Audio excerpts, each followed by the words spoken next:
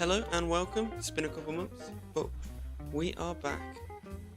Been kind of getting a lot of other things together, so we're going to slowly trickle back into the live streams. Maybe we'll start making some more shorts again, and we'll just sort of try and snowball it.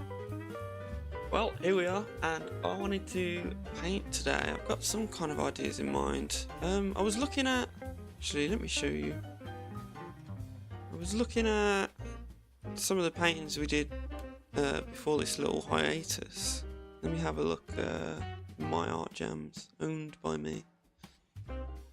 Yeah, especially this one, which I really enjoyed doing. I don't know. Ever since I was a kid, I've sort of done paintings that are sort of like this, where it's just sort of metal and glass and kind of like some kind of biological experiments and stuff going on. I don't know, that's just always kind of struck a note for me. So I've got some I think some unique ideas to lend to that today. I'm gonna give it a go.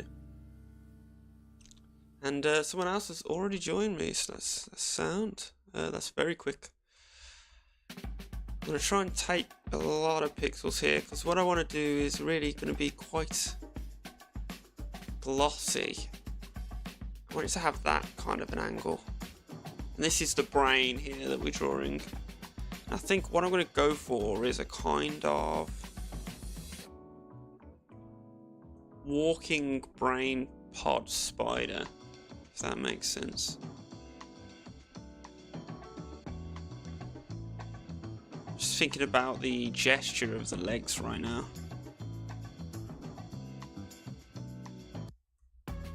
And then I probably want it to have 6 legs.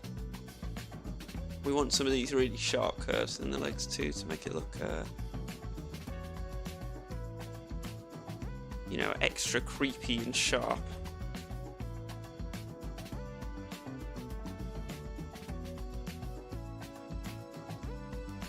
Nice. Yeah, this is quite a large drawing, so I am kind of hogging the pixels here. Let me just... I think I might make it a tiny bit smaller, but let's just start like this. I mean, no one else is painting on here yet anyway, right? I've got about an hour, maybe an hour and a half put into it this session, but I can come back in the afternoon if we end up enjoying ourselves a little bit too much, Come back later and finish it off.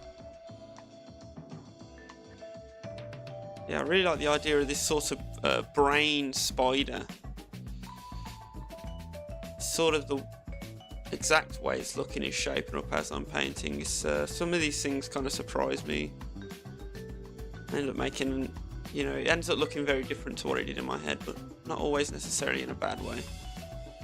You can then spend some extra effort, I've noticed, to make it conform more, with what you had in mind, even if either is acceptable.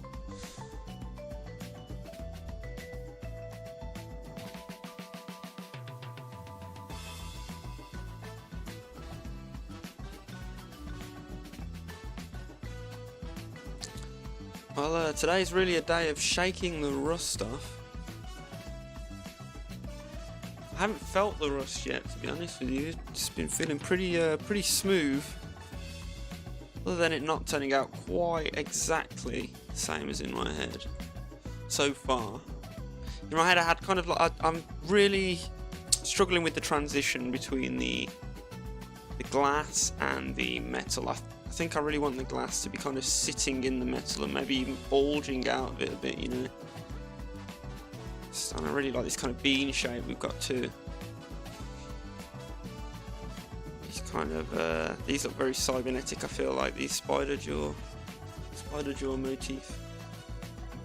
Okay then, and of course this is going to be a big brain, so I'm going to draw in the specific wrinkles on it before we start rendering, because the way I'm planning on rendering this, I feel like having slightly more precise, drawing should be good, should be a little bit better. So let's give it a go. Drawing brain creases is always something that I wonder about. There is a pattern to it, a knack to it. Even though it feels like I follow it, I don't seem to ever be able to get it right, especially scale. Like some bits will look at slightly larger scale than others, and it just doesn't look quite right, you know. All the folds.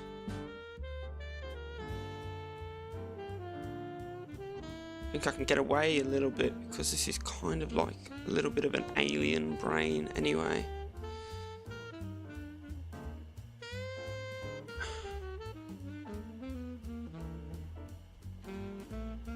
Do you have dead ends like this as well? It's like figuring out what the rules are, you know. I know there's a lot of these Y shapes where it's sort of like wrinkled in a bend. And there might be another Y shape here. It's kind of like a squiggle, I guess. Maybe it's about that. It's about these opposing Y shapes to get the perfect brain wrinkles, you know. I think you've got to add a bit of abstract and randomness in every so often too, to be fair.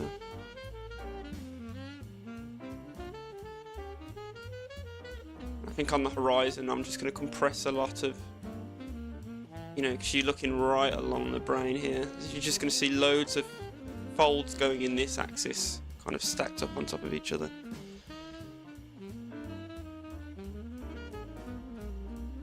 I want a real bump here, I feel like. Maybe we need a Y shape here.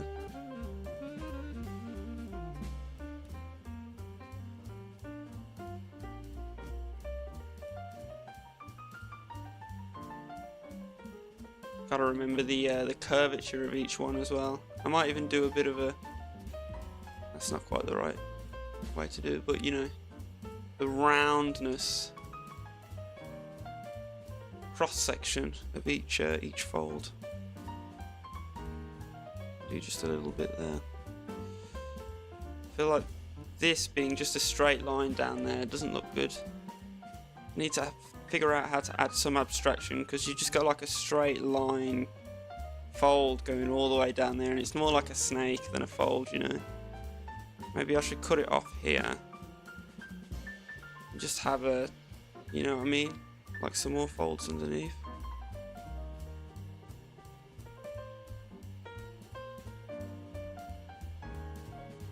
I don't know.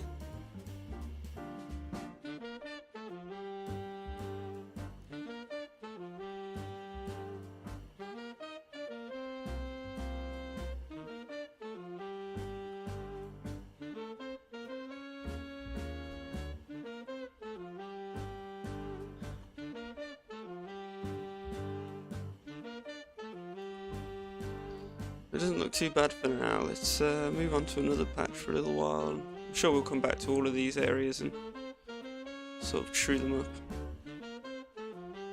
I'm kind of doing this in a more wireframe type manner than in a shape cutting type manner. You know, there's really two ways to actually sketch it, you know.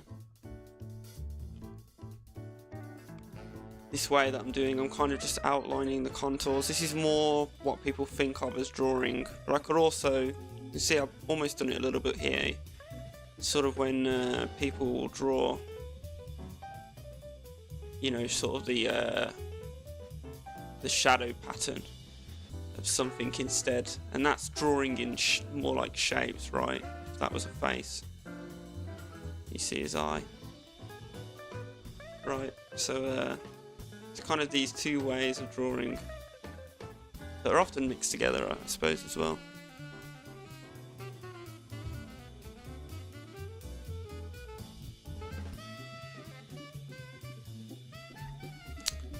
We just play with some admin settings, one sec. It always puts the maximum layers to 10. Quite a lot, in my opinion.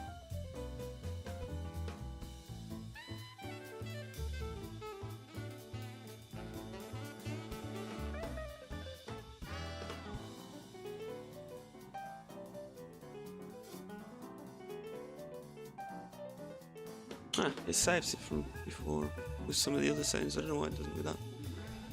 Oh well.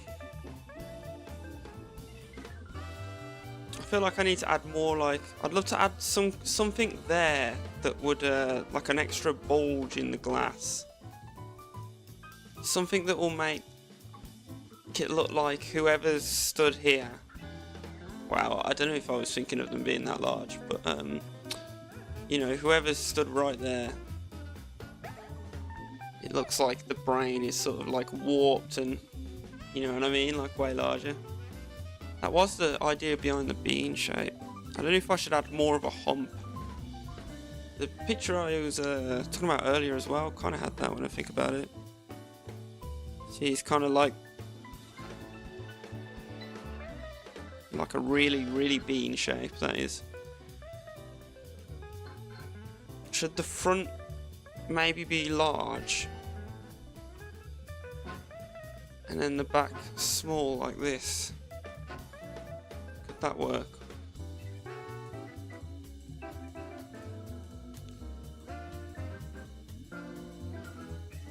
Or does it just look like the brain's getting squished? Yeah, I think it being larger at the back makes more sense. I don't know, maybe it ain't broken. I shouldn't fix it. Figure it out.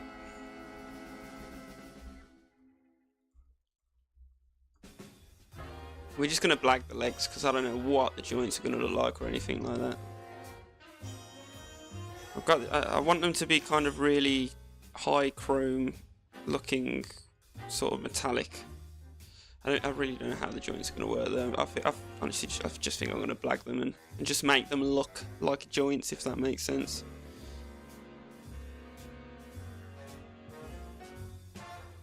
That's the concept designer's biggest woe, isn't it? Form over function or function over form. Just adding some extra design now. Why not?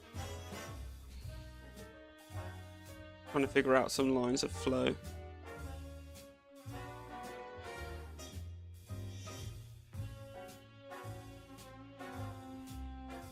This guy's not really, he doesn't really look like he's on the floor anyway. Let's draw another guy that looks better. Something like that, I guess. Right. I'm going to start straight with the brain texture because we don't have much time and this is really what I was thinking of. I'm just thinking of the colours right now. Definitely going to be some pale greens in there, I feel like.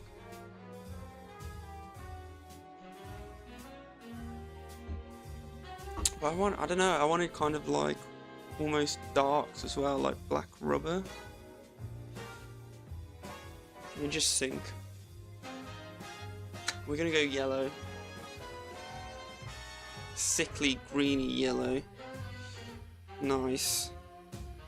And that's gonna be what makes up the highlights.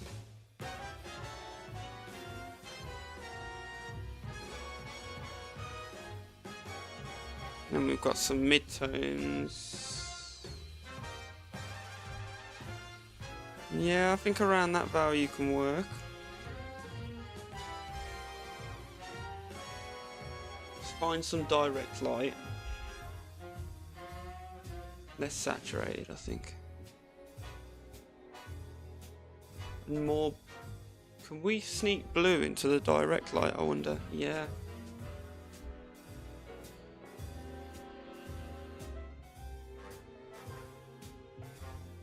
I think we just have to make this half tone a tiny bit brighter to do that.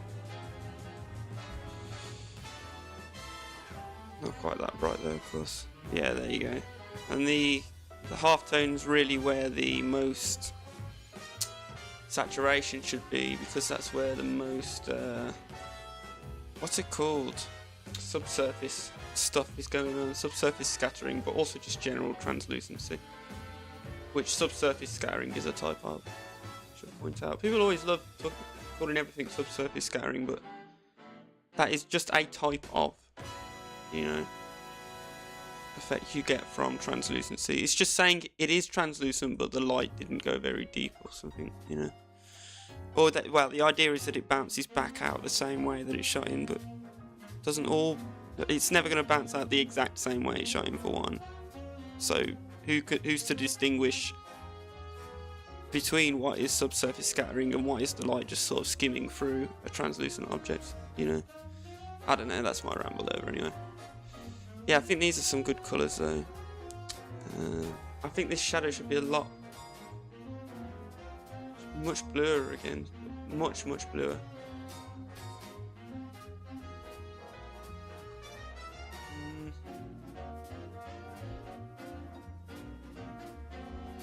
Somewhere there, yeah.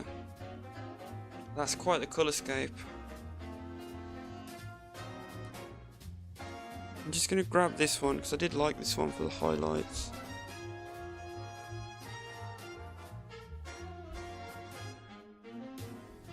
Maybe even brighter like that there, we should remember. But yeah, we'll just do our basic rendering now. I'm just thinking what's in what's going to be in halftone, what's going to be in direct light, and what's going to be in shadow. Trying to find, I'm kind of figuring out the angle of the light source as well as I'm painting, because that's going to get baked into the painting.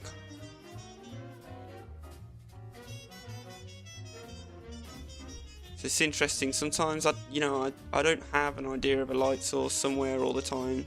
It's usually something that I program into the material, so it's kind of reverse engineered, if that makes sense. I think it is going to be a struggle to get some of these folds, you know, to look right.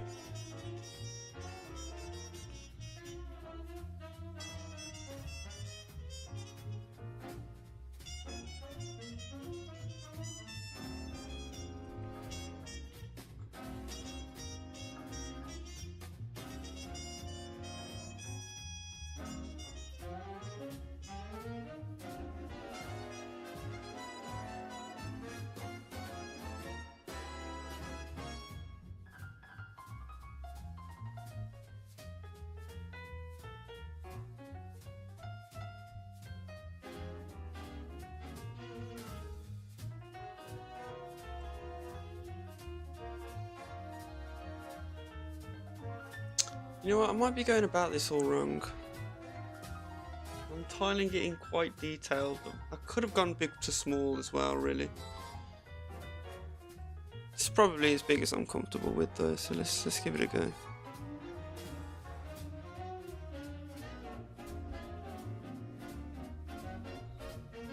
I might be getting too zoomed in is what I'm trying to say. Need to think about how the brain looks overall. Such is the rust.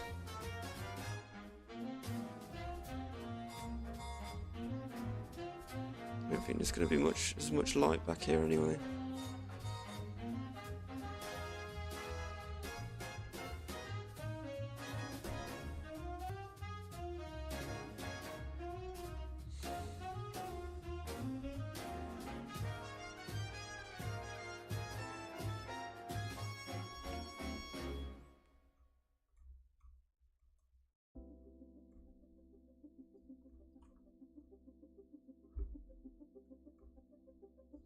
It's looking good already. Oh man, I used to have my tablet in like a really small space in the middle of the screen. It was great. As soon as I've kind of winded it out to make it easier to film, but hand cramp comes quickly, you know. And if I paint on everything like this, it's so zoomed in that I don't get, you know, the full effect of the image as I'm painting, and it's not very intuitive.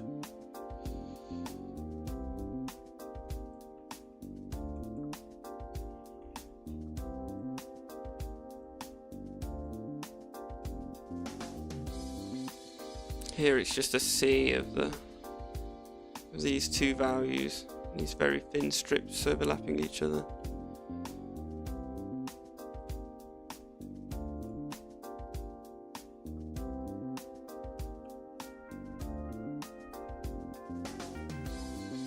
The colorscape here isn't very good yet because I only really made like 3 or 4 colours and then I've just been copying and pasting those. Excuse me. So there's not going to be much abstraction for one, colour abstraction, which we'll want to add in later if we want this to look how I want it to.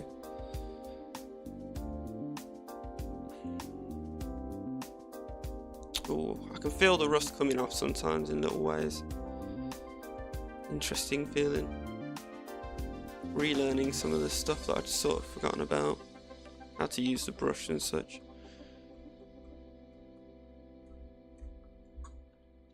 Mainly how to think about things and see things though. Like I said, I maybe started tiling just a bit too small because I might have been just a bit too zoomed in, and you know how zoomed in you are into your painting mentally is, and with your eyes is a feeling, right? Something where you're looking for a different feeling to get away from the issue.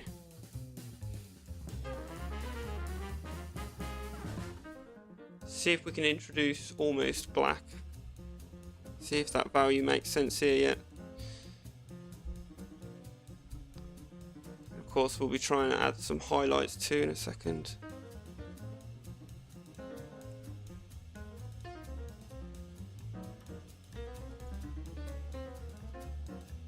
It's going to be right in this scene.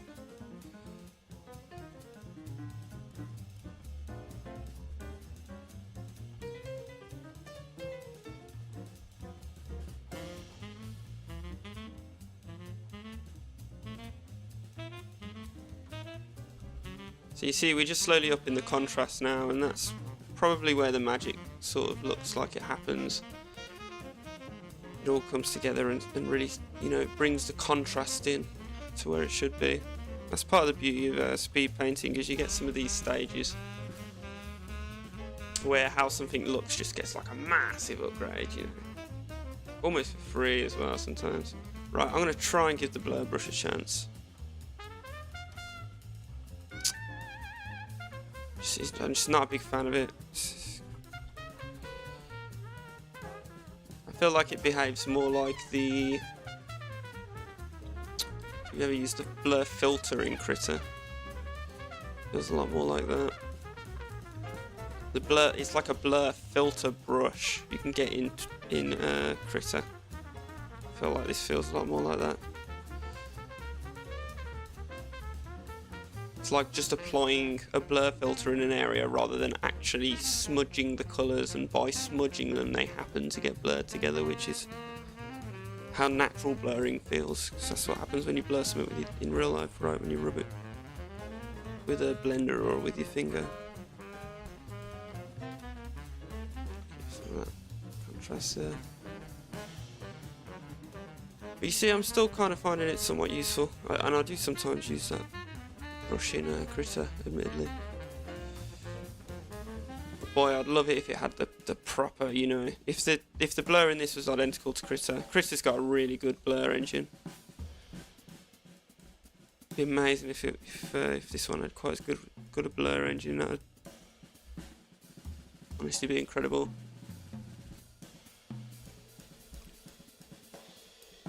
It's the update I want most out of this this software, especially because it could be incorporated into the brush engine for more oil type brushes, because those, you know, those use that is what that kind of blurring, it's blending really, genuine blending. This is more blurring than it is blending.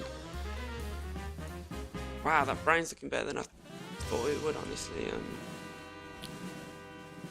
The blurring's really helped. There's a couple of these air gaps where it just goes to the background, which is quite grey, and I want to see if I can eliminate some of those. Give a hint of direct light there. Okay, so you've seen how we kind of made a material ball there out of direct light. And I can show you that. We kind of made... Is it Control? How do I copy... Oh, it's W on my keyboard. So yeah, we kind of started by making a material ball of direct light, which was this kind of bluish light here, of half tone, which is this really saturated green.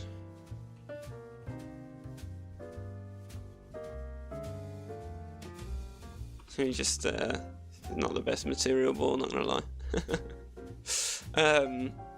And of shadow, which was more like this, I would say.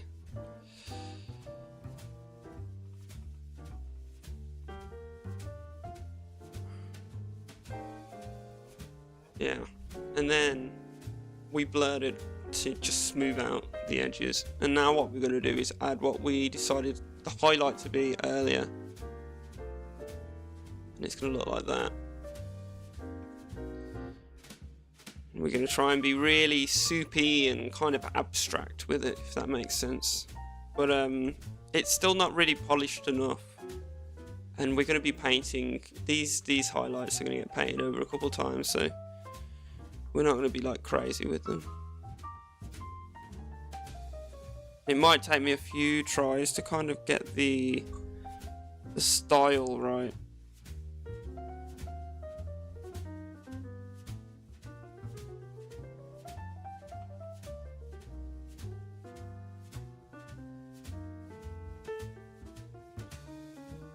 I want to go for more of a blurry highlight right there. Well, the blur brush just rubbed it out basically. Great.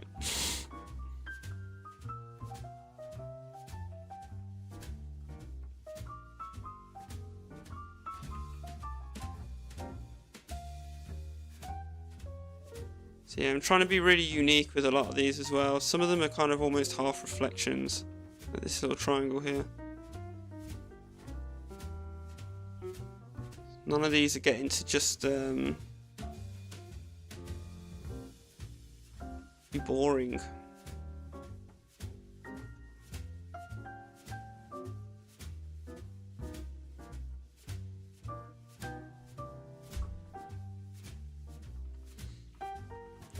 I'm trying to put them.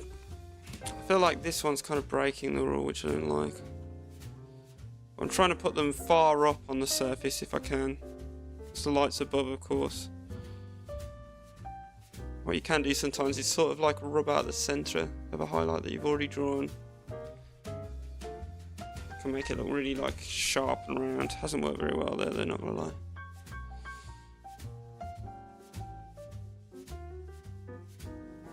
Should only be some blurry dots that are really hanging around in the middle.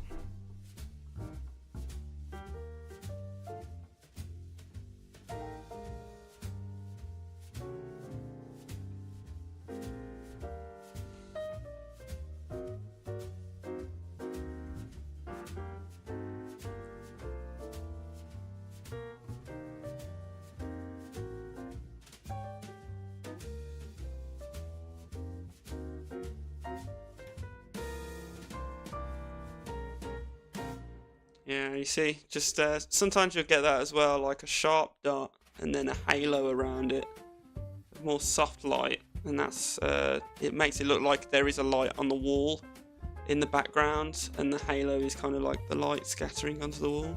That makes sense. So it really is like kind of making up a room. It's really close to how AI probably does it. It's like just a room that doesn't exist, but you're kind of just copying what the common. I haven't actually got a room in mind. I've got a general type of room in mind, and I'm trying to get the impression of that. But if you know, mathematically use the computer to track where, you know, each reflection points to, it doesn't make an actual room that makes any sense, you know?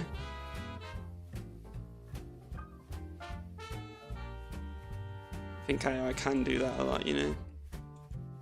Just make up geometry that doesn't make sense, but still has the common features of what you're asking it for. I think there's a lot we can learn from some of the techniques AI use. That's the one.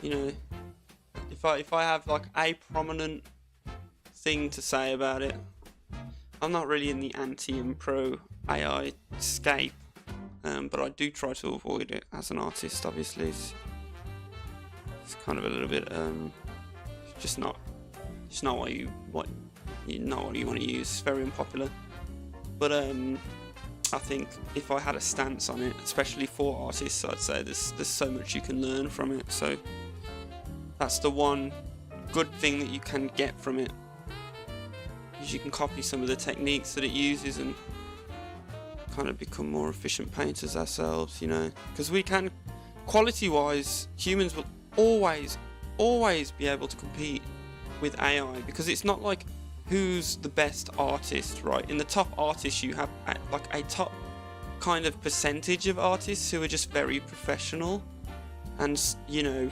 obviously will have work that just blows most people away, but that's like a whole, you know, you get really good at art, and there's a diminishing returns factor to the learning, and you get better and better and better. And the thing that separates all of the people that are kind of, you know, really well practiced in art, it's not that much. And the AI just kind of sits up there as well in that upper echelon. You can't really like make something that much noticeably better. It's hard to explain. But you know, we're just making images, and you can only make images that are so good. What AI does that puts artists out of business, and you know, it's kind of the sketchiness area, the overpowered area of the sketchiness anyway. It can do it super fast. We've been here for, I can't remember where to read the amount of time we've been streaming for. We've been here for half an hour. We've got to about here. AI would have made pretty much what I'm painting, probably in pretty similar quality as well, but in 4 seconds flat. The only thing is there would be like a limb up here as well, so, you know, something stupid. But they can always, well, I don't know if they can always, but they can, you know, address things like that. And I think someone taking it into Photoshop and then editing it takes like 5 minutes then still, so I don't know.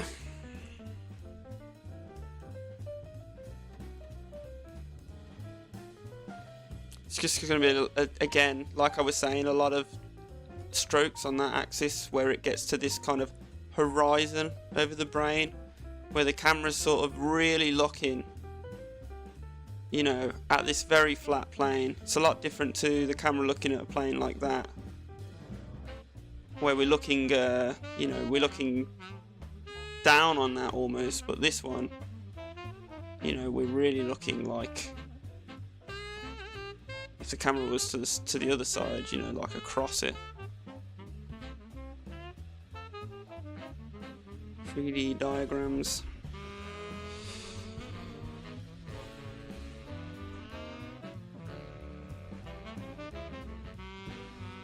Okay, now as I mean, really what we're doing is we're just working it into shape now, so it's just going to be loads of the highlights of the last part, so we've got it, and we're just kind of adding them in and shaping it, and you know, really trying to get that soupy look like I mentioned earlier.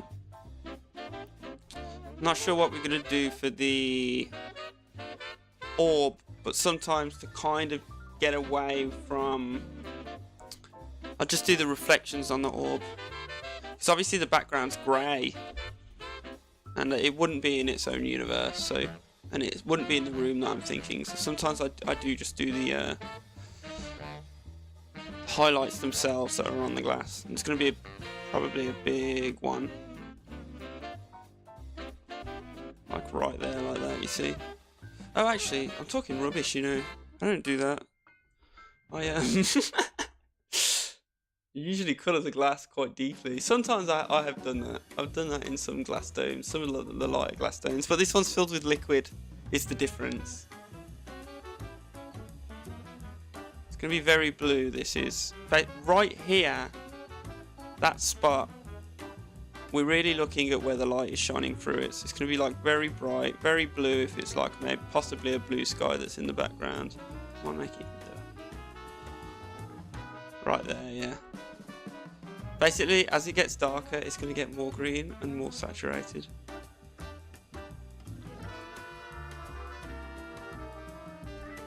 I love how one person joined at the very beginning and no one else joins. Although usually it's you know what I mean? Like I said, he joined pretty early. Usually I don't get anyone joining, and then I'll click on the thing a couple hours later and like 3 or 4 people have joined and paid more stuff. It's quite early as well, which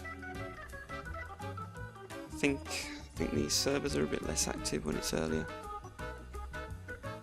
Okay, no. The liquid itself has got to be more blue than that to contrast with the green brain.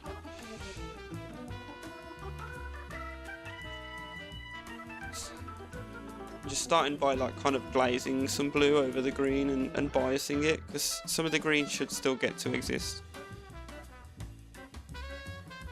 But yeah, I think that the liquid, it can be greenish, but it can't actually be green. The liquid's got to be blue.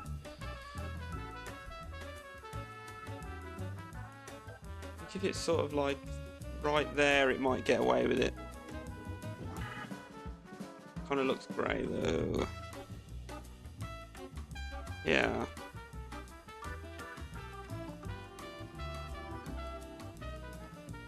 And that's like the bluest version of green, and then you can just barely cross over to blue.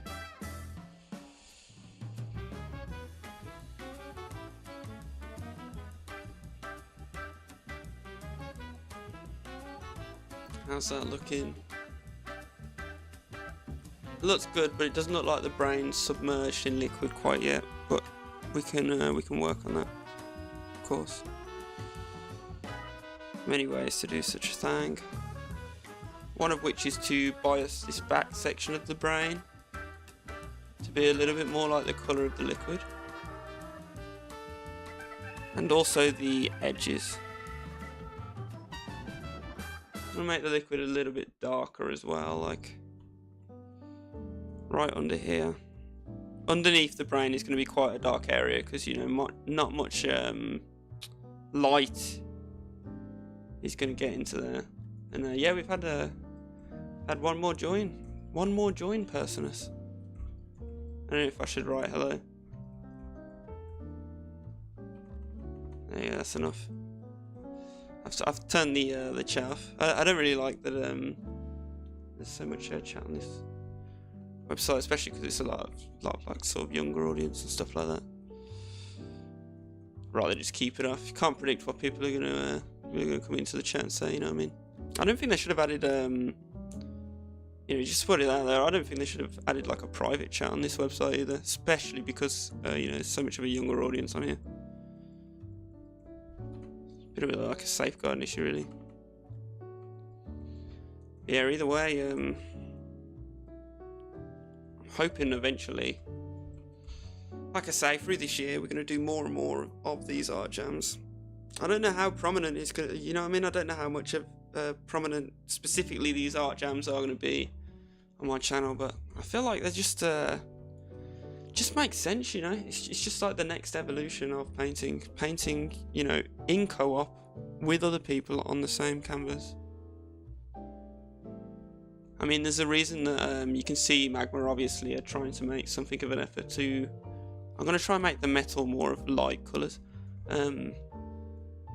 more of an effort to target, you know, businesses and stuff like that, because I think genuinely this is like just a great idea for that, you know. Concept artists working on a movie can all work together, you know, in the same, there's those spaces and stuff like that, but you know, they can actually work together on the same canvas. The only thing it's really missing, other than a couple of little bits and bobs, tools and stuff, the only thing it's really importantly missing is the ability to, and I don't know if it'll ever get this because I feel like it's maybe something deep in the programming, but the ability for multiple people to paint on the same layer at the same time. That would make a huge difference to the functionality of this software.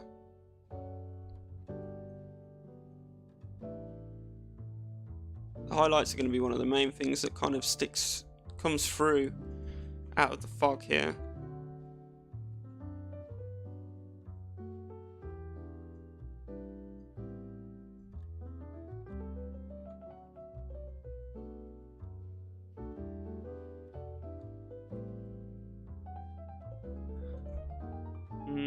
Those ones don't look very good at all.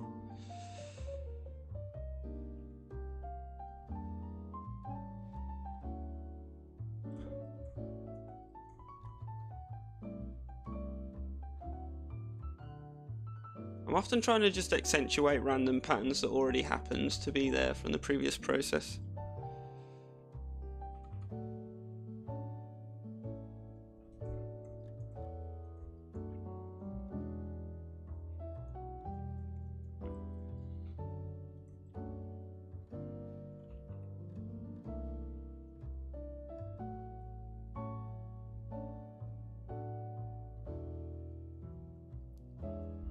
I was talking about it earlier as well, how side on something is, how much of a horizon it is to the camera, and how that's important.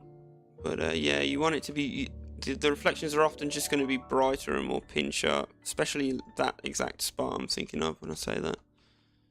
Right here where there's that horizon, it's going to be really easy for the brain to sort of catch light and for that to multiply, because you're looking, you know, directly from side on. Although I haven't quite pulled it off there. It is the juice, I promise. Can't pull it off, but trust me, it's true.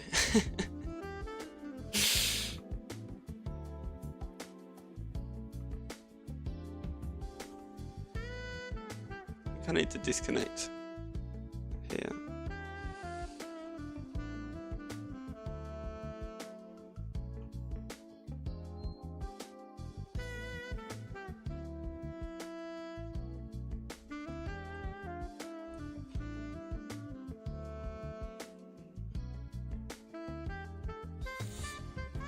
Notice we didn't do this in 2 layers. I didn't even save the sketch on a layer. I probably should have done that just to save it. But maybe for the thumbnail or something. But kind of forgot. But it's what I'm trying to point out is it's not part of my process to. And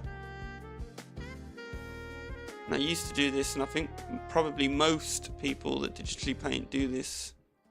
You put the lines in a separate layer behind it, and then you try to, if you paint, you try to paint, you know, over or under the lines. I always try to do over the lines, or really I just paint on the same layer, because like you just seen then, I can just switch to the rubber and remove the lines, and they more naturally become like just an integral piece of the process, and actually they're more helpful to you when you use them in this way, I feel like. At least from a kind of concept art and design point of view anyway. Obviously the whole point if you're doing like a cartoon or anime is that it does stay there.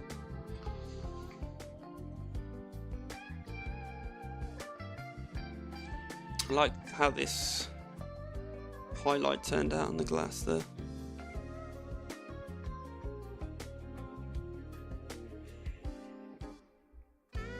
Yeah, I was thinking some more warmer colours for the metal, wasn't I then? So some more yellows and oranges, which you can do. Is possible. Yeah, you want that really warm sunlight looking at the top.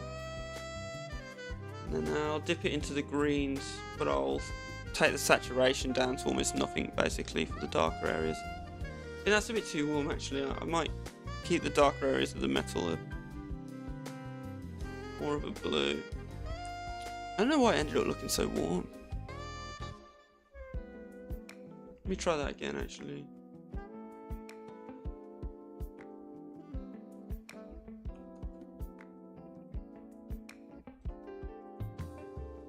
Yeah, that's about right.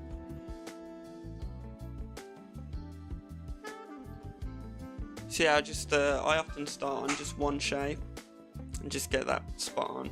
And then I'll material wise, and then I'll spread that rendering and that material out throughout the whole object, the whole surface basically. I'll get one part of the surface right and then spread that to the rest of the surface, in other words.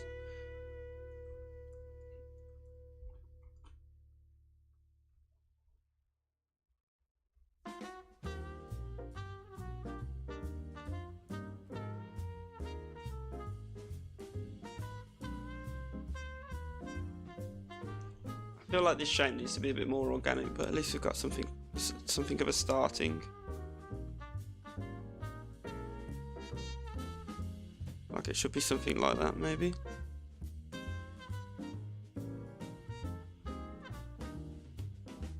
Yeah, and then maybe that's where we can add what I wanted earlier, which is something, a place where the glass is has something of a custom shape to it. It's not just a basic boring bowl shape, you know, like fish bowl shape. I don't know if I pulled it off there quite, but it's an option. See, because the way this would angle out would suggest that the shape of the glass to something more like that, right? Does that make sense? Well, no, I don't know if I want to go for that. I was thinking more something like 2 fins that come up onto the glass. So maybe I could have it go even deeper.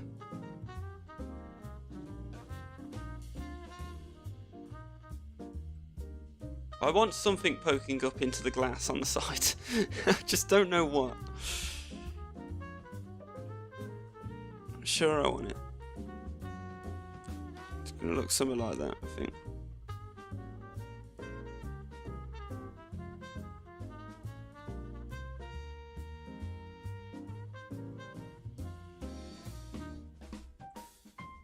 Yeah, that's it.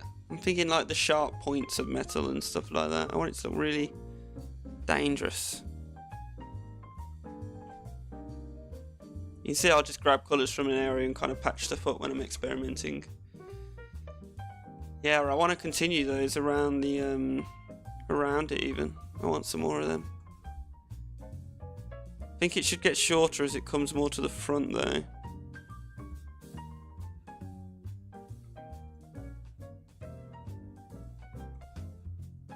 I'm just going to do these markers to like show where the points of them are, or where I plan to put the points of them.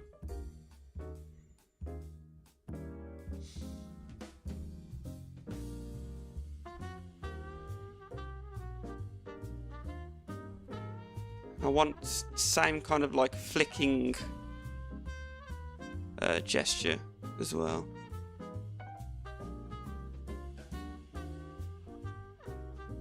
And at each knuckle, you can think of it, there's going to be something of a highlight. Damn, this is going to look metal! Jesus! Man, these designs always end up going beyond my expectations somehow. Should we get just a silhouette shaped out? Because that's something that I see a lot of other concept artists use, but I never use it myself. You know, just working on the silhouette, and then you can easily render that silhouette out, you know, to, let me say, you know, but you can always render that silhouette out after figuring out what is the most menacing looking one, right? Silhouette's the most important part of the design, I think it's the basic learning.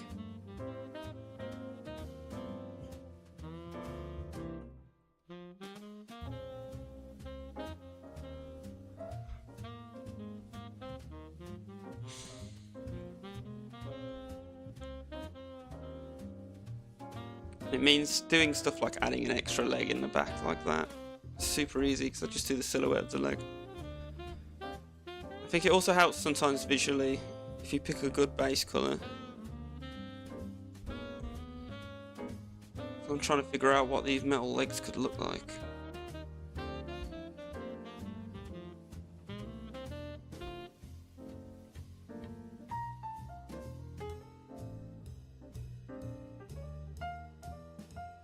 Man, you know, I really wanted to stream today because I hadn't streamed in a little while, and you know, I was just wondering what's the best point to get back onto it, you know. So I've been trying to get a bunch of other backlog of stuff that I need to do done, and then return to streaming later.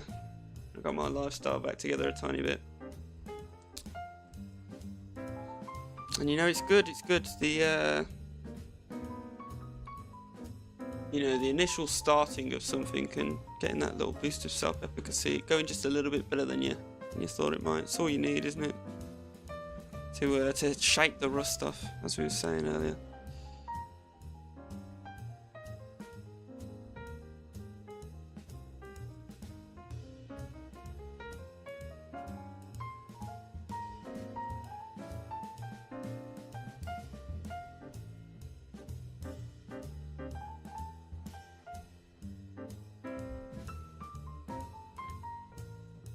That's the full spider then.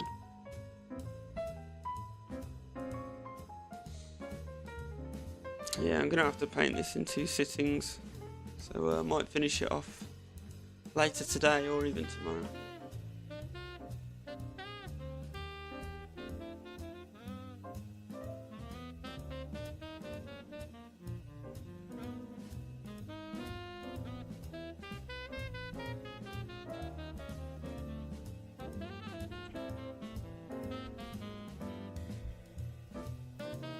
Just plopping some of the colours around sort of roughly where they belong.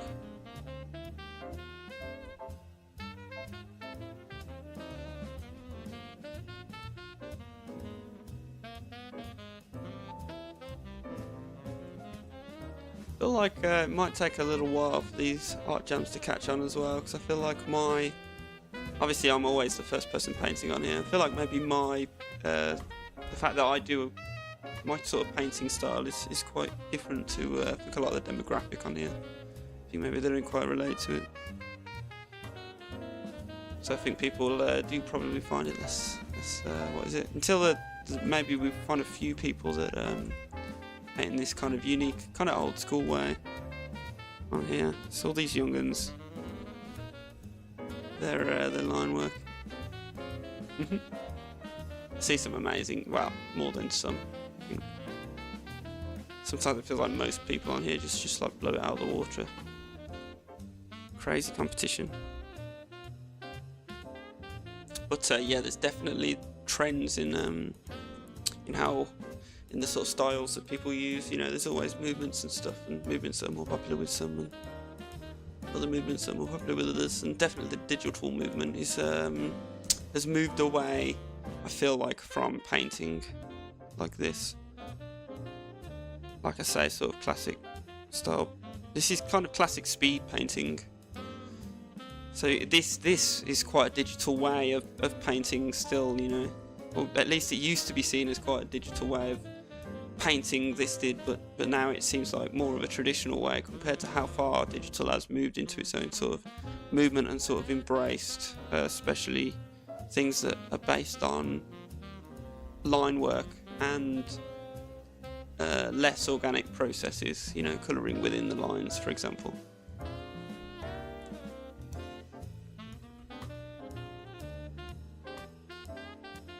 I mean, you see that this is like a completely, especially this side now, completely different design from where we began with. This very much walks away, and the line art's gone right. And there's no set process for any part of the piece. It's just, you know, if I think doing something will make it look more like it should in the end, then that's the brushstroke that I go with. And like I've said many times before, it really is a selective process.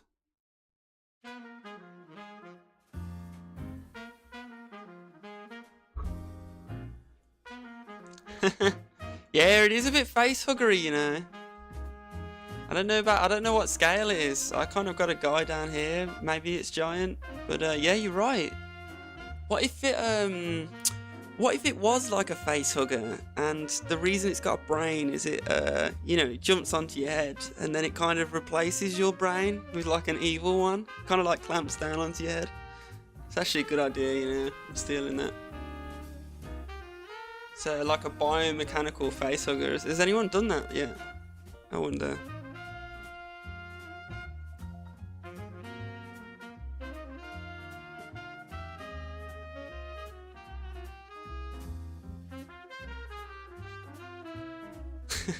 Oh, you mean the jazz music? I see. Yeah, maybe I should have picked some like you know what? God damn, that's two pretty good ideas in a row. Maybe I should be theming the music to what I'm painting. It sounds obvious now that you put it, but yeah. I guess I just always had jazz because that's sort of my I guess that's more like the mood of my personality, but yeah, I guess when people join and they see like a biomechanical spider, they probably don't expect jazz. I end up, I play it separately on the computer as well. I should probably listen to the same as the stream music for a couple of streams and, you know, see what everyone goes through. I sort of just picked it all out and I wear earphones instead and play music. I always forget to turn it on though anyway, I just sit in silence and paint basically. Oh well. Well yeah, I'm shaking the rust off. These are good ideas though. I like the themed music. That actually, I bet that's a winner strategy. That. Sick in a try, Martin. I don't know. You lost me on that one. You lost me there, but I like the ideas. Hear the ideas coming. What was the first one? It's like, oh yeah, like a face hugger. That would be awesome idea. God damn. But yeah, we'll keep this design going. It's proper metal. It's proper metal, this design. I do like the idea that it's kind of like a face hugger. Would it inject the brain into your head? What if it did? I mean, it's really morbid, this is. And I don't know how much like horror elements I do want in my artwork in general, but what if it did like kind of actually clamp onto your head and do something to literally like cut your head open and put the other brain in, you know, like a brain swap thing. That would be like really deep down the horror road though. I don't know if I want to do things that are that scary, honestly. Extra brains. Yeah, it does sound rough. It does sound rough. I don't know if I'd want to illustrate that. But I don't know. There's not really like a base idea for this brain. I have kind of like a base. I kind of have some kind of like universes that I'm slowly cobbling together. I don't know where this one would even fit. Yeah, I guess it kind of fit with this stuff. That was kind of the inspiration for today's stuff. These kind of like green liquid and like you know, body horror type stuff, especially that brain material I was thinking of. But yeah, maybe it could be in this sort of almost cyber horror world. You know, I've just realised actually switching between these and these, you can see how undersaturated and grey and dull this one is. Let's filter it. Let's give it a go. Is it hue sat? I haven't done this in a while, you know. This is how I naturally paint. It's like duller than I'm thinking, and I don't know why exactly it happens. It seems to just happen in digital. I don't know if it's like the brightness of the monitor or something. But yeah, you'll see. Oh, I don't think we're meant to change hue. I think this is the wrong one. I can't remember what I used to do. Is it brightness and contrast? Here we go. So yeah, we'll make this pop. Make it a bit more contrasty. I think it might be a bit early to play with the contrast on the metal, so we'll take that with a pinch of salt.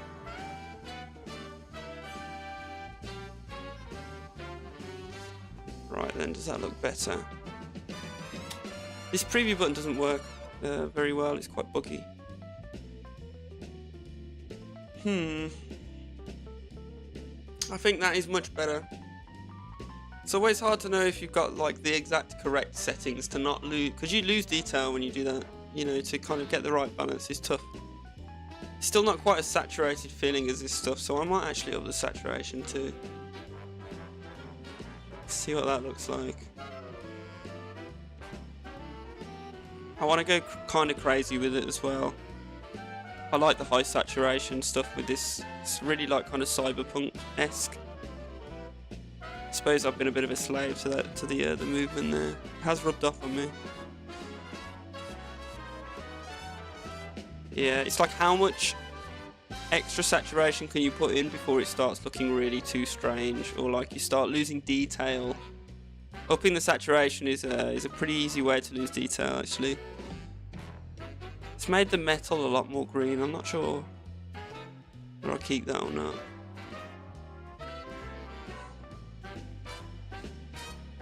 Yeah, looks about right. The metal's a bit warped, the values in the metal not quite perfect now. They've been a bit warped, so we've got to make it look more like metal values again. But I think it could be, yeah. You know, I don't think it's too bad. I do like the green highlights on the metal. Excuse me. And remember, the metal, I haven't really taken it through the same stages that we did on the brain. We did that material ball process on the brain because that was the very first thing we started painting. But now that we have a reference, which is the brain, doing the next things, we don't have to necessarily go through that same process again as carefully, because we have camera settings and the light is baked in now. Does that make sense? As soon as you paint the first thing, that bakes in all of your wow, camera settings and the lens, like the actual, you know, how wide angle the lens is, how close the camera is, so on.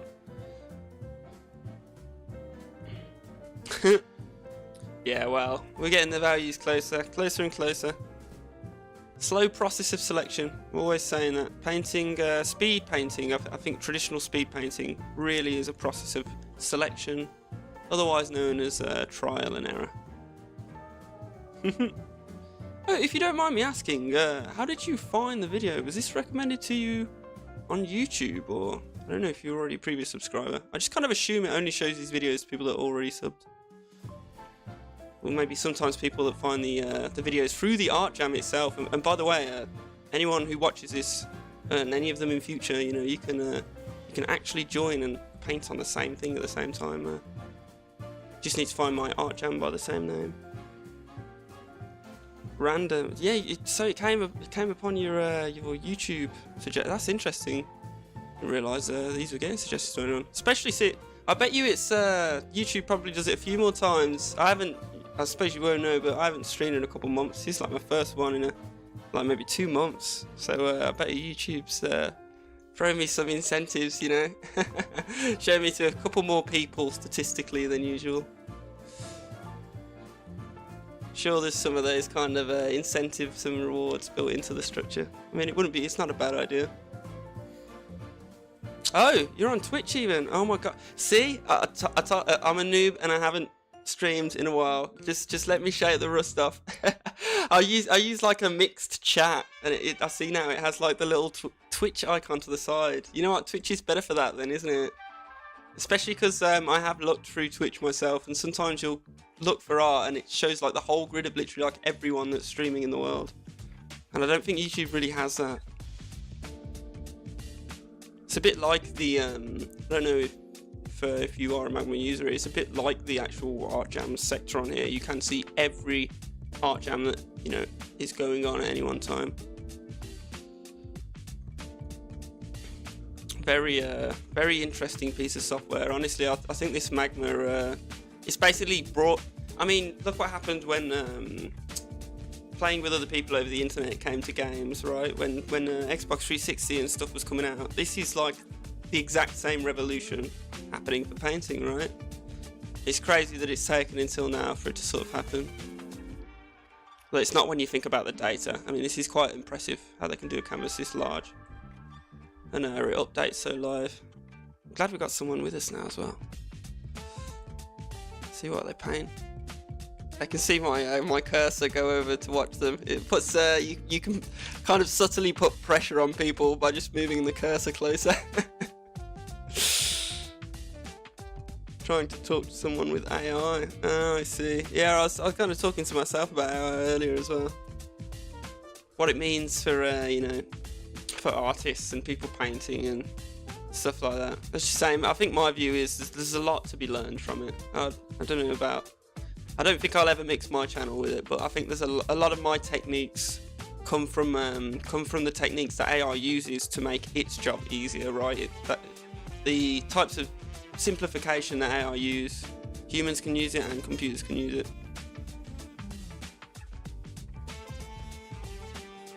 Amazing. Yeah, things are getting more and more translated online though.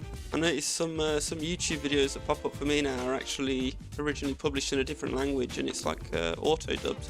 See a lot of people hating on it, and I'm not sure what the controversy is there, so I'm not up to date.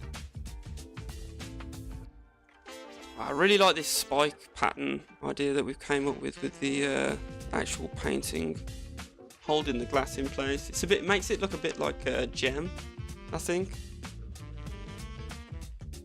I was thinking something more futuristic, so I think when we've got this in quite high detail, I'll go in and I'll make the surfaces of all these metal elements, put loads of computery magic and stuff on them, you know.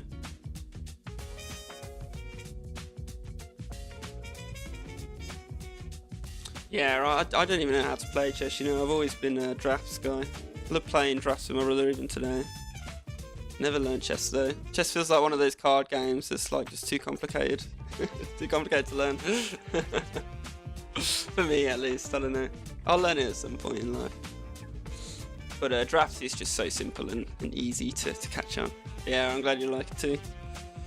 The only thing with drafts is the end game can be super tedious sometimes, and I've only just really started playing it, you know, quite a bit more again with my brother lately. So typed it on the internet today, and it was like even in the professional, you know, checkers, drafts, whatever you want to call it, events, there's a lot of draws where you end up with just one king each, and you can just chase each other around the board forever. So it just has to become a draw. And I was wondering when I was playing it with my brother, you know, it just seems to always end up in this very tedious ending where you kind of just like running away from each other, which somehow I still always end up to lose. Still end up losing somehow, but I guess I'm not very good at running away. But you know, I think people said the advice as well is to try and stay in a clump in the middle rather than separating and spreading out.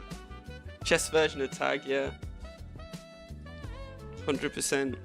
That's what I quite like about these sorts of games as well. It's very much like I do like the strategy, especially like pretending that each counter is kind of like a soldier. Do you know what I mean? Like that famous hologram gag in I think it's in Star Wars, is it? Where each character is actually like a soldier that moves around. Love that idea. Yeah, indeed. Just chasing each other around in circles. Maybe we could do some kind of bionic chess set where each chess piece is a little robot like this, you know. Quite an interesting idea.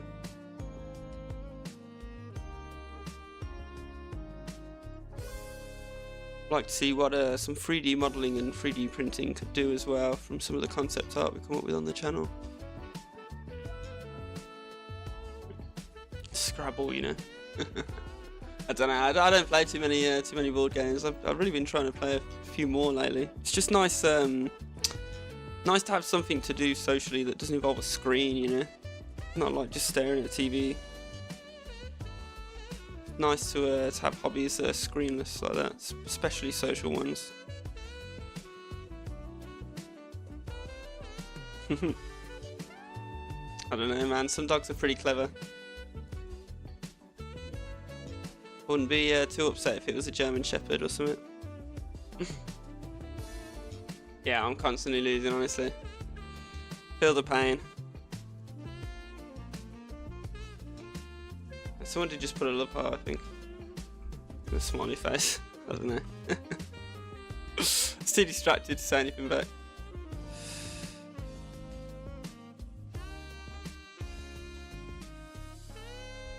Yeah, I want to get some of these spikes at the front. They're a bit smaller, and I think they can get away with being a bit sharper. I don't know whether the mouth should have sort of a sharp shape like this.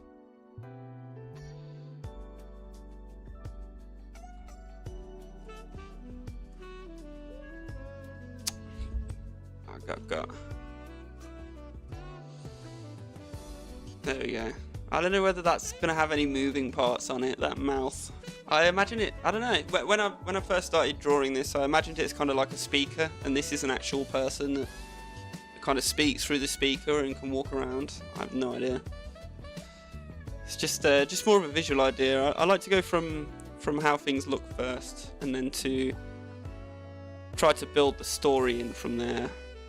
Go from looks first, which kind of, you know, makes sense from a concept artist's point of view. And a lot of larger projects, you know, games and stuff, you know, they start from concept art. They don't all start from writing out a story. Sometimes people figure out how it should look and how it should play before they ever put the backstory together, right?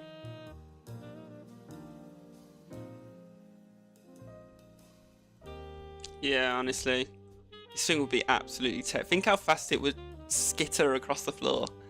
That's the thing about head crabs is at least they move slowly and kind of line up. I guess it would be more like the little spindly dark coloured head crabs. You know the ones? And the guy has like loads of them on his head that he throws at you. It'd be more like that sort of movement, like really fast skittering across the floor towards you. Athletic head crabs. These ones would be robotic. Think of the noise, the what is it, the tinking of the The metal feet hitting the ground. Actually make some good shorts content, maybe like some maybe some lore, like we show like a picture of an animal like this and maybe a couple different renderings, and we talk about, you know, its imaginary anatomy and how it attacks people and reproduces us, some horrible stuff like that. Or maybe make it about nice things. Today is has gone down the horror path.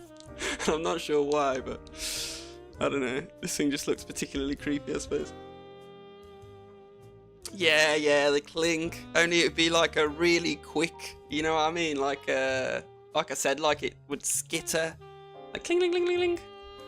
I don't know. I couldn't make the sound fast enough even for how many legs it's got hitting the ground each time. Terrifying. Be a terrifying boss.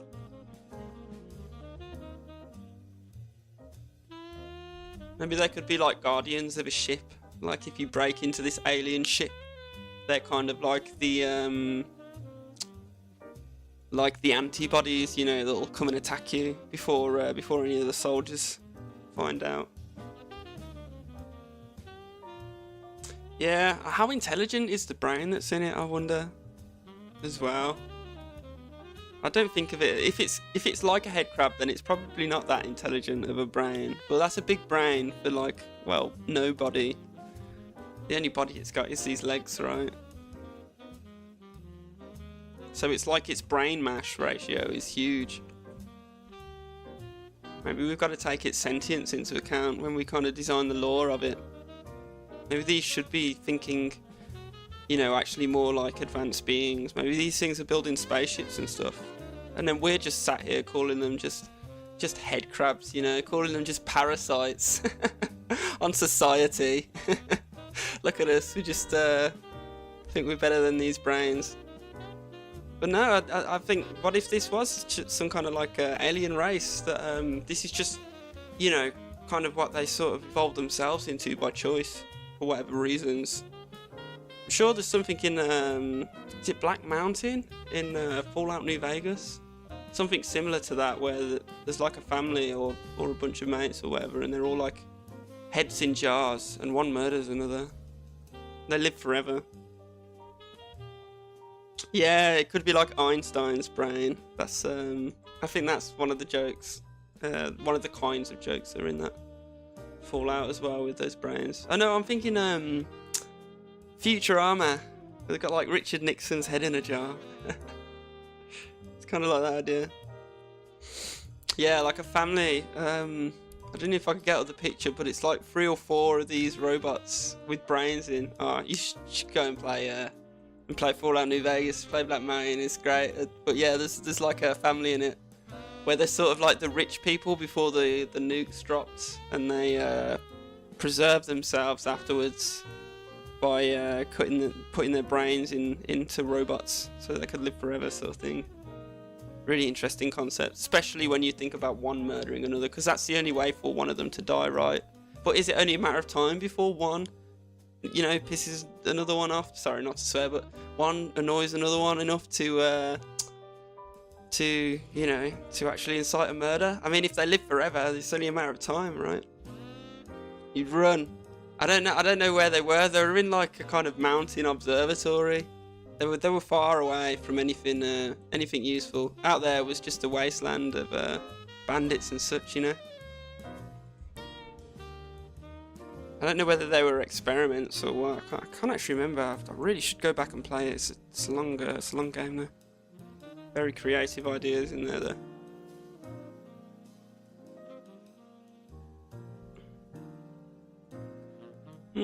I don't know. There's always, you know, everyone. If you could live forever is one of the most commonly, you know, sort of pondered questions. You know, would you do it?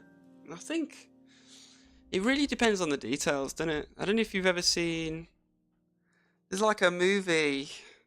What is the movie called? Death Becomes of Her. It's a bit of like a comedy movie where some women. They want to, you know, live forever and look gorgeous forever, and so they They go to this witch or something like that. I've never actually seen the movie, but I've seen what it's about. And they get to live forever, but every bit of damage, every cut that they get, anything like that, doesn't heal. So they have to like protect their body like perfectly from any kinds of cuts or rashes or, you know, anything. Nothing heals, but they live forever. Was kind of the idea that like they stay the same forever, and that's how they live forever. It's very it's quite a clever idea, actually. I always admired the idea behind it, although like I said, I've never watched the movie myself. Seems a bit like one of those cheesy 90s movies. Orwellian. Yeah, a tiny bit, I suppose. I think Orwellian is kind of more like what the government does, you know what I mean, to its people or what have you. It'd probably be Orwellian if the government was instilling it on the women to live forever. That's what the NHS was handing out. It's more like, but you know, don't get me started on Orwell with the, you know, the telescreens and stuff. You know, the extreme government watching you and waiting for the uprising, and you know what I mean. Maybe they send these brain robots after people who dissent from the government. You know, put them in jail. Things happen, you know. Do indeed. We're getting closer and closer to an Orwellian present, let alone an Orwellian future right now, I suppose. Ah, well, another place for that, yeah. We could, I really, what is it? I would love to do some stuff on Orwell though on this channel. Maybe illustrate, I don't know, you know, illustrate some kind of Orwellian type universes and stuff like that. Extreme surveillance and such. I like that kind of idea. Super cyberpunk. Oh, I see. Good luck then in that case. Man, seeing this face this guy's doing, it's looking awesome. Yeah, can't wait to see how that turns out. It's looking, especially if they use the blur brush a little bit, I think that's really going to look like quite a realistic statue. Can't wait to see it with full detail and contrast. See, there's so much, there's plenty of talent and passion on this website, it's crazy. Indeed. Should have one of these things running it. You know what I mean? All brain, no body mass. It's got all of its ability to make rational decisions. I vote mechanical head crab for world leader 2089. World leader of Mars, probably. Man, I love some of the colours we've ended up in here, actually. I really love the green highlights on the metal. I wasn't sold on them originally, but I just think I wasn't used to it. These green highlights look great. Not too sure about how these fit on quite yet. They're sort of like wrapping underneath the main body. I don't know how that sort of relates to the bigger ones here with the sort of knuckle on them. And there's just so many decisions. Comes with concept art and imaginative realism. That's really why digital's just so good for anything imaginative, because you can use the trial and error, the process of selection, especially in speed painting, very much exemplified and made efficient in digital art. Yeah, indeed. Get rid of some of these lines. Like I say, it's just all the same layer. I don't make a separate layer for my line art or anything like that. Just do a rough line art of something. Excuse me, paint straight into it. I also wonder how that doesn't look quite right, does it? I wonder how where the legs plug in. So this leg is plugging in at the bottom of a spike, and so is this one. So does that mean each spike should get some kind of leg connected to it? Maybe it should be evens odds, so that one should get a leg, that one shouldn't, I don't know. Also, there's the fact that this isn't really a leg, it's more like a pincer, like a tendril, I don't know. Stamps and brushes. What do you mean? Digital stamps and brushes or real life stamps and brushes? I know there's like a rubber stamp tool in Photoshop. Digital. You mean because I paint with just the circle? Yeah, you're right. That would be wild. I've been painting with simple brushes for like my entire time though. I think I prefer to just work on it more and more with the small brush. And you know, there's some artists that do some incredible work like that. But yeah, for me, I think the stamps and the textures and patterns for the brush are more to cut out some tedious work sometimes, you know, like making something really noisy. Like if you're doing a brick texture, painting like that brick texture with a round brush, I do. But it certainly would be easier with a stamp sometimes. But you know, I wouldn't sleep on the simple brushes either. And you know what? One of the main reasons that I exclusively paint with this round brush, or a very similar one in Krita I use too. I mean, it's not just transferable between every piece of software, because every piece of software has this. It doesn't just simplify, you know, your workflow. Like, I don't need to worry about having a whole library of brushes and which brush to use for this and that. You know, I have way less key pressures while I'm painting. But the main reason for it is it simplifies things down to the fundamentals, right? It's the least distraction from the fundamentals you can get. You are fully responsible for every stroke. You have to use the maximal control to kind of create the image that you're looking for. And I think that also makes it a bit easier for people watching to learn the process and the thought processes that I use, because there's no extra layer in between that. They can see exactly where I'm thinking about laying down the colour in a simple way, you know, the actual shape language that I'm thinking of. Layers as well, yeah, like I say, I only use one layer too, again, just to simplify the process. I mean, if you can paint things that look how you want them to look without the extra complication, then it's like Occam's razor, you know what I mean? You shouldn't needlessly multiply entities. You shouldn't need more tools than is absolutely necessary for the job. A single layer, yeah, like I say, I do use a single layer myself. This started with a sketch, and then I just painted on top of it. There's no need for me to use more. What would I use a second layer for? Like, would I have a second layer for the legs? I think sometimes it can be extremely useful, yes, if you're doing a character on a background, to have the background be separate, you know, that sort of thing. Because sometimes it's really annoying when you're trying to make like the background a little more purple, for example, and you don't want to be going over it like that. But that's it's the only case that I really use it. It's just like basic Photoshop sort of stuff.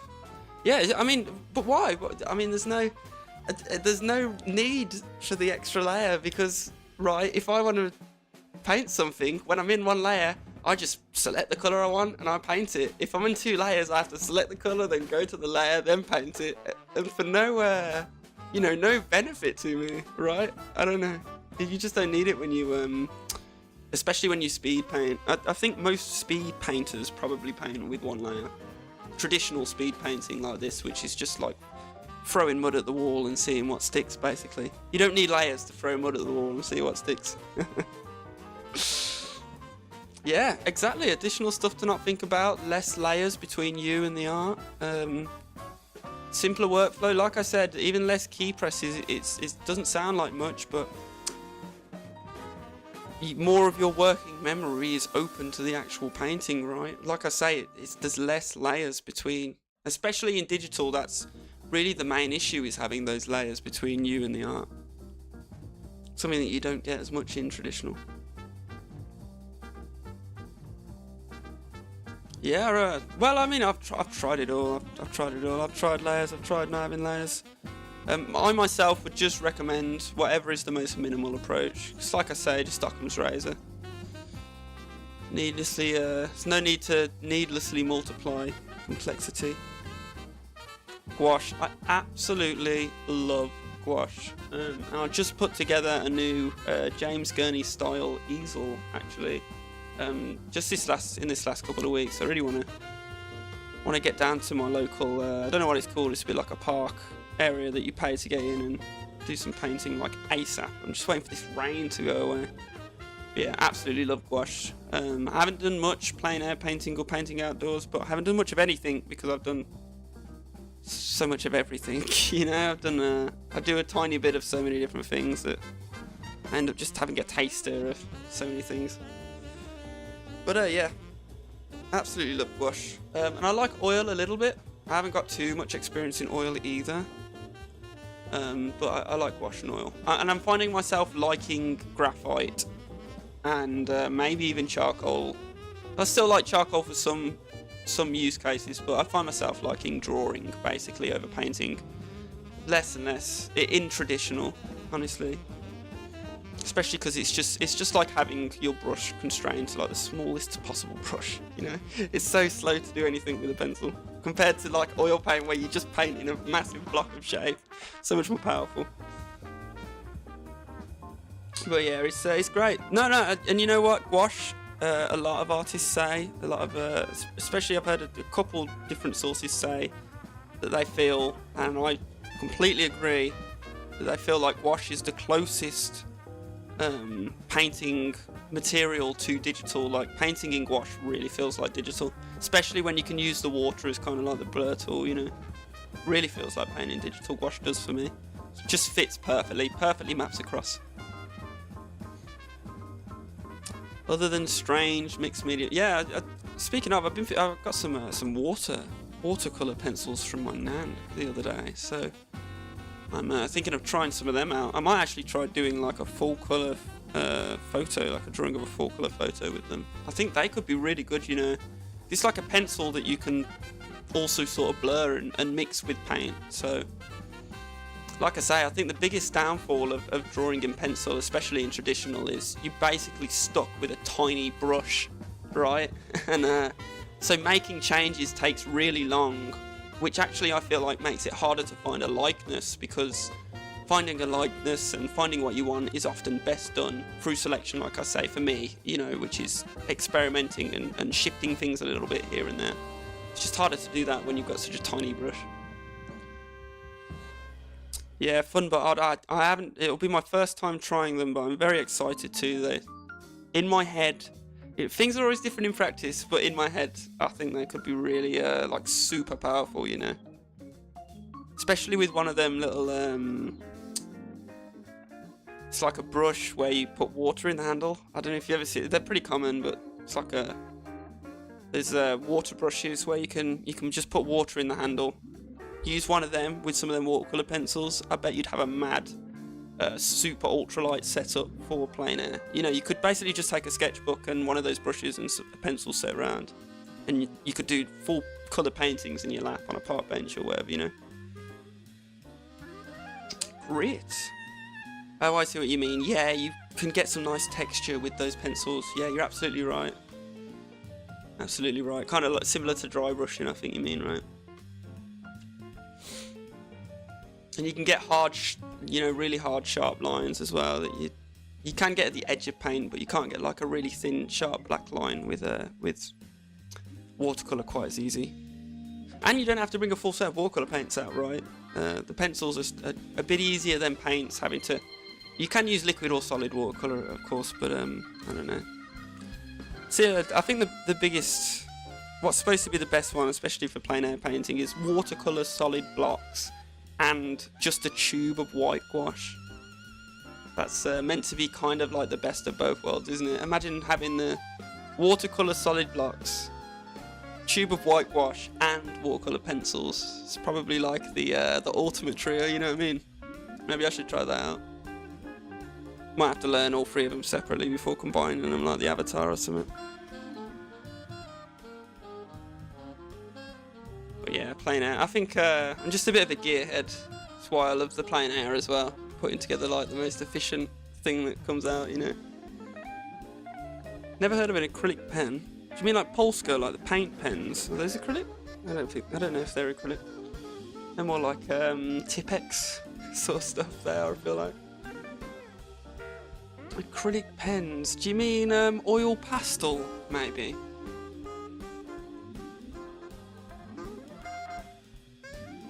Alright then.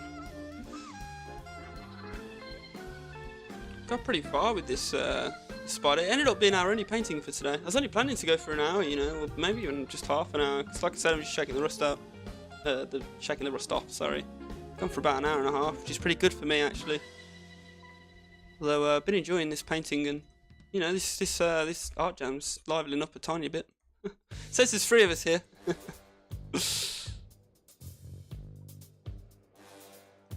The pen does good over layers. Oh, I know what you mean. Copic markers, maybe. Do you mean Copic markers? Yeah, I think a lot of architectural designers use those as well.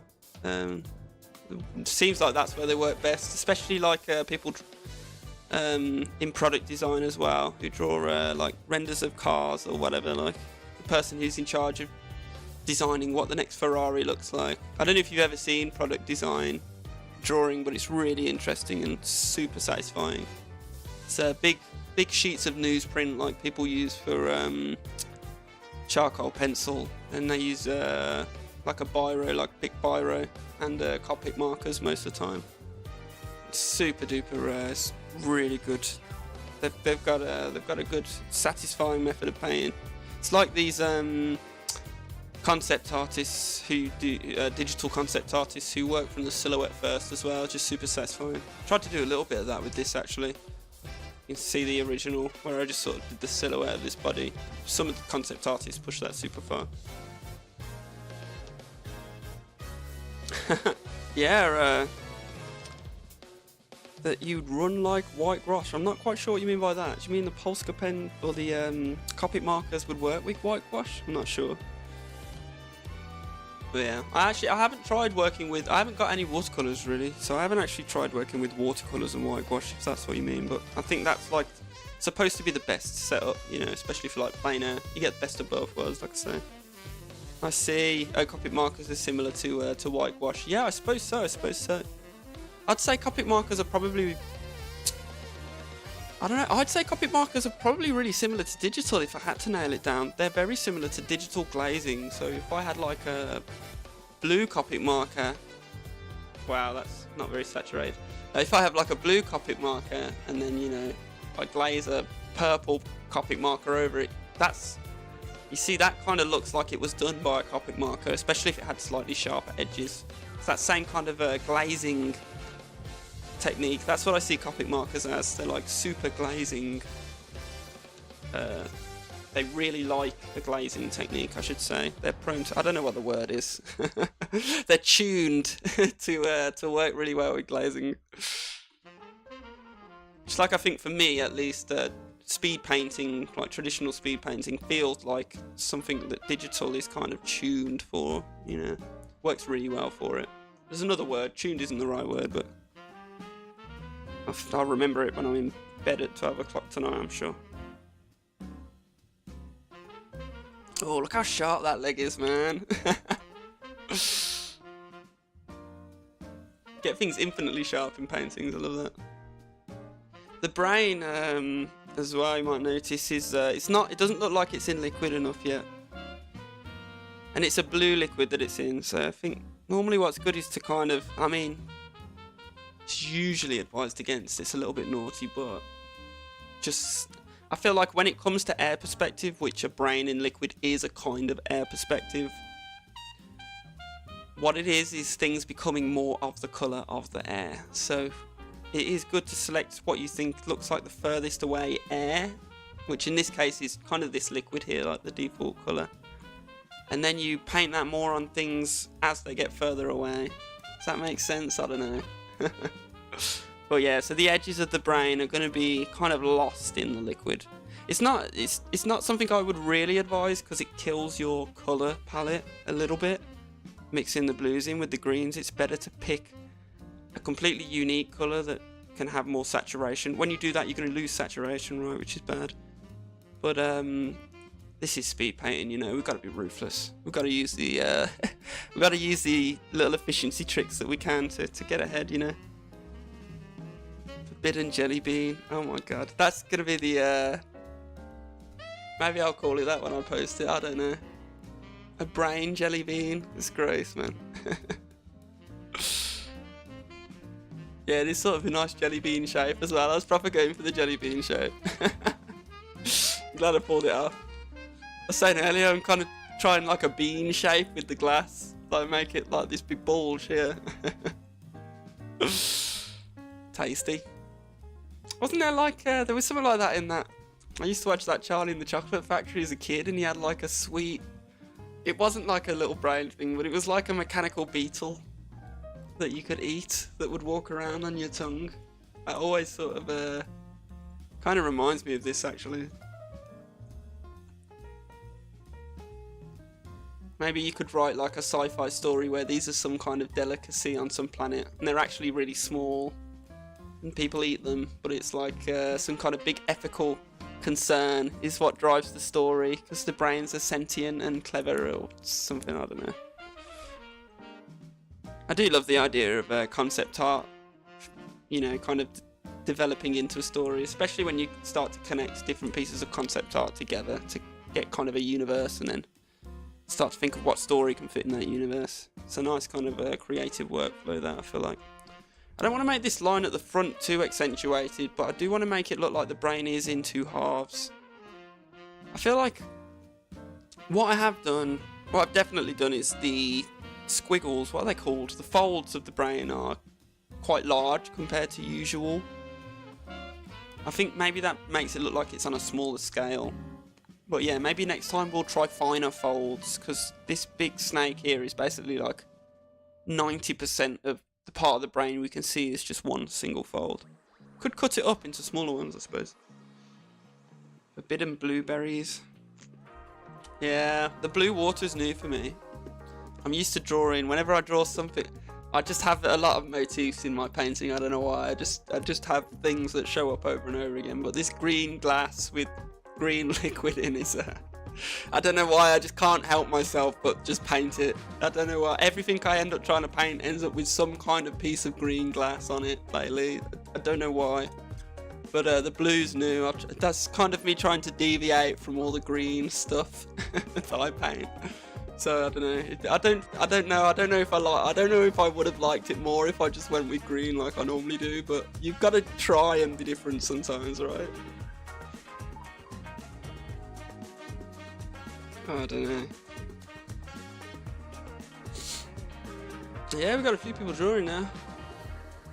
Not sure what's going on here, but it does look kind of cool.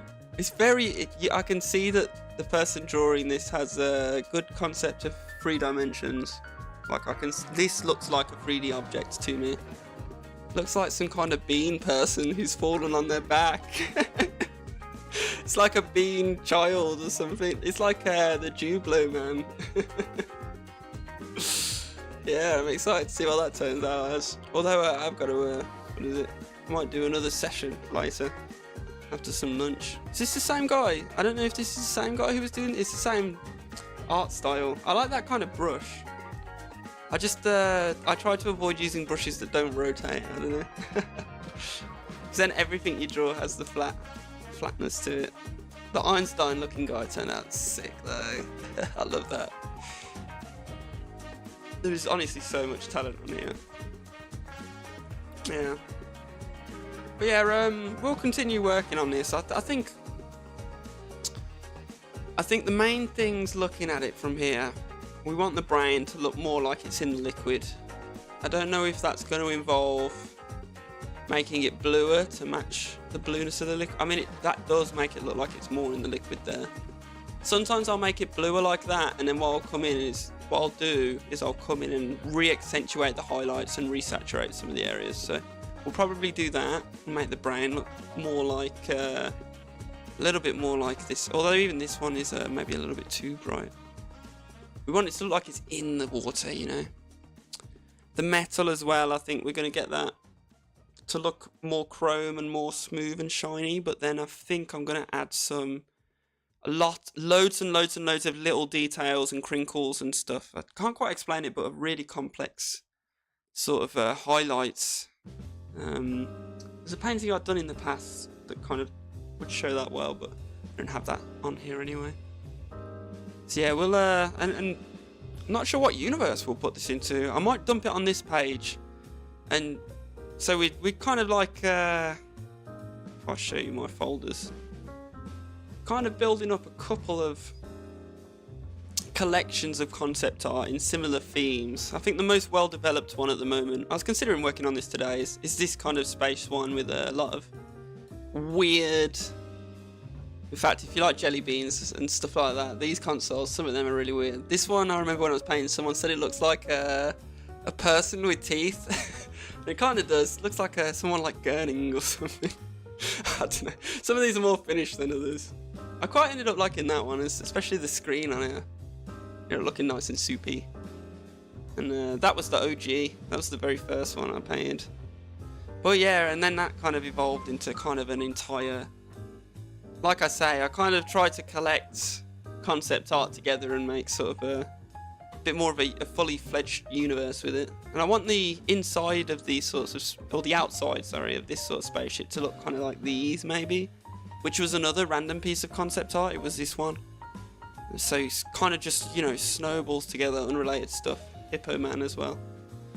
I don't know if the Hippo Man's going to be included. But yeah, that's the good thing about Magma 2 is these multi-boards are really really good for concept artists, honestly. Being able to clump concept art together like this on a, you know, a big vision board. And actually, by the way, if I double click on any one of these, I can actually paint on this, you know, whilst still being in the multi-board. It's crazy how powerful this software is. But yeah, I'm gonna cut it there. I'm gonna sign out. Thank you for joining me, Mackie Milianus. Thank you for joining me, man. Keeping me company.